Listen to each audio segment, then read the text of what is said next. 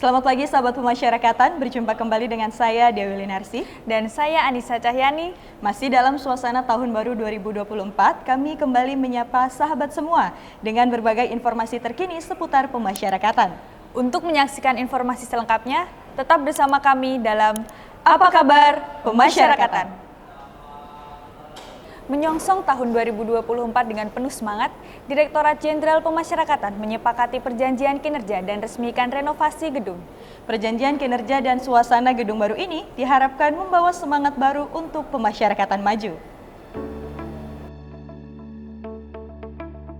Semangat menyongsong tahun 2024, jajaran Direktorat Jenderal Pemasyarakatan menandatangani perjanjian kinerja.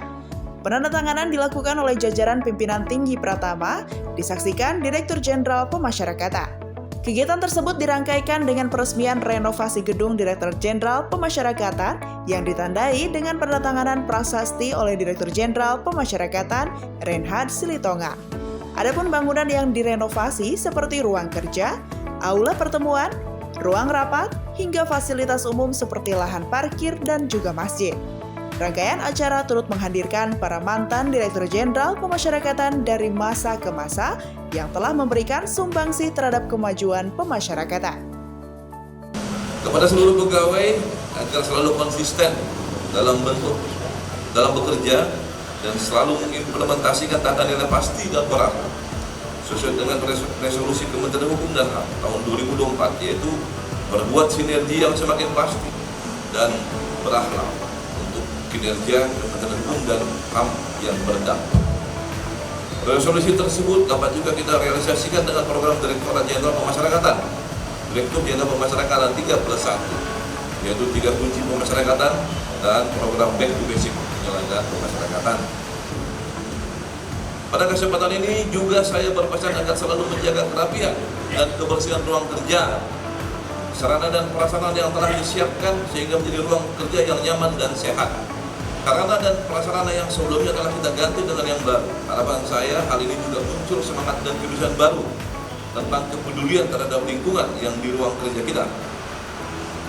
Kebiasaan-kebiasaan yang kurang baik saya harapkan dibuang jauh-jauh. Semoga kinerja yang telah kita lakukan memberikan pelajaran yang berharga dan yang akan kita canangkan dapat tercapai. Pemasyarakatan memang belum sempurna, namun kita terus berusaha lebih baik. Kedua kegiatan ini bertujuan untuk meningkatkan motivasi kerja dan capaian kinerja, mendorong kreativitas dan produktivitas pegawai, serta membangun pola kerja yang lebih efektif dan efisien.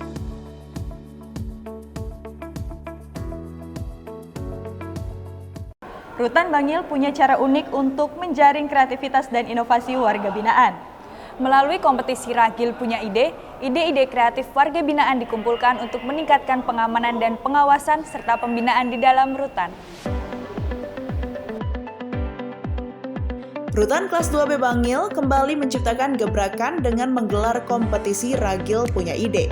Kegiatan ini diinisiasi untuk memberikan ruang bagi petugas rutan dalam menggali ide kreatif dan inovatif guna meningkatkan kualitas pelayanan dan keamanan di dalam rutan. Kepala Rutan Bangil, Banad Sofa Kurniawan, mengatakan dalam kompetisi ini terdapat 17 tim yang telah melahirkan 26 inovasi yang mencakup berbagai aspek seperti peningkatan pengamanan dan pengawasan maupun program pembinaan bagi narapidana. Kegiatan ini bukan sebatas kompetisi, melainkan juga menjadi ajang kolaborasi antar petugas. Mereka secara aktif berdiskusi, memberikan masukan dan merancang solusi-solusi yang progresif, menciptakan suasana kerja yang lebih dinamis dan penuh motivasi. Di akhir kompetisi, beberapa ide terpilih akan mendapatkan penghargaan sebagai bentuk apresiasi. Mampu membaca peluang, Lapas Suliki mengembangkan budidaya maggot bagi warga binaan. Tak hanya membekali warga binaan dengan keterampilan bisnis, budidaya ini juga berperan mengurangi limbah organik di lapas. Lapas kelas 3 Suliki mengembangkan inovasi budidaya maggot Black Soldier Fly atau BSF, memanfaatkan limbah organik sisa makanan dan sayuran yang dihasilkan di area lapas. Kegiatan pembinaan kemandirian ini dapat menghasilkan maggot sebagai pakan ternak yang memiliki nilai jual yang tinggi. Kepala Lapas kelas 3 Suliki, Kamesworo mengatakan budidaya maggot membutuhkan waktu selama kurang lebih 25 hari dari penetasan telur baby maggot dan menjadi larva dewasa hingga bisa mengurai sampah organik untuk kemudian dipanen sebagai pakan ternak dengan kandungan protein yang tinggi. Dalam sekali panen dihasilkan 10 kg maggot yang siap dijual atau digunakan sebagai pakan ikan di kolam Lapas Suliki dalam 2 varian yaitu maggot kering dan maggot basah.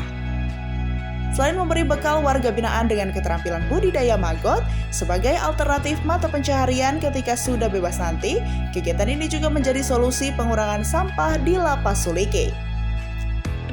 Untuk mengurangi limbah organik yang ada di Lapas kelas 3 Suliki ini, kami mengembangkan sebuah inovasi baru yaitu budidaya maggot BSF, yang mana pembudayaan maggot ini sebagai sarana pembinaan kemandirian bagi warga binaan dan tentunya ini bermanfaat sebagai bekal mereka, pengalaman mereka setelah bebas nanti.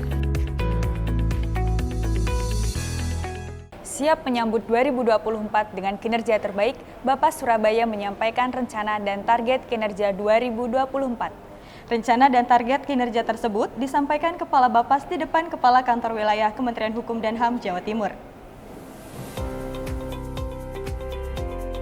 Bapas kelas 1 Surabaya terus berupaya mewujudkan klien pemasyarakatan yang mandiri melalui optimalisasi pembimbingan dan pengawasan bagi klien pemasyarakatan. Oleh karena itu, fasilitas dan pembinaan klien pemasyarakatan masih menjadi fokus tahun 2024 ini. Hal ini disampaikan Kepala Bapas Surabaya, Rika Aprianti, di hadapan Kepala Kantor Wilayah dan seluruh jajaran Kepala Unit Pelaksana Teknis di lingkungan Kementerian Hukum dan Hak Asasi Manusia Jawa Timur.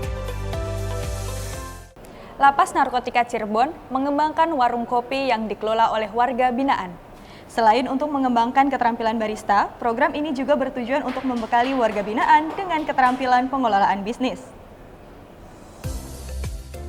Lapas Narkotika Cirebon melaksanakan pembinaan keterampilan warga binaan dengan mengelola sebuah warung atau kedai kopi.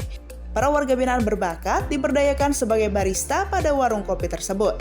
Warung kopi ini bukan sekedar tempat untuk menikmati kopi berkualitas, tetapi juga sebagai wadah pengembangan keterampilan barista dan pengelolaan bisnis.